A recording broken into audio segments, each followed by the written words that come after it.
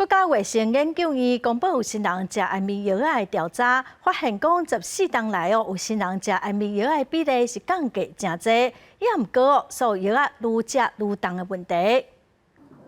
查某人有新的期间可能产生焦心、失眠等等的症头。国家卫生研究院的研究团队分析，自2004年到2017年，超过263笔大新人的活产记录，发现14天来应用处方爱困药仔的比率，对4.1%降到2.9%。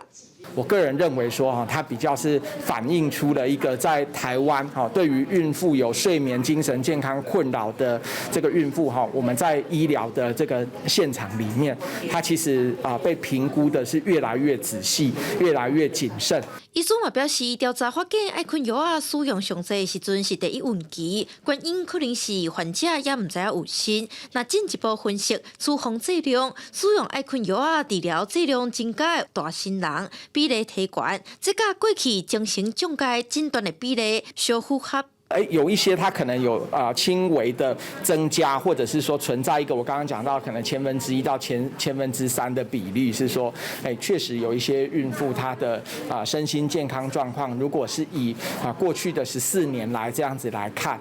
那可能是会有一些增加的情形。有医师认为，爱困药仔治药的分级多数是低级，那只要医师的指引对大新人应该无真大的影响。不过嘛建议，那因为孕期有困眠、精神等等的困扰，会使先看卖改变生活环境等方式来改善。记者电报李学凯台北采访报道。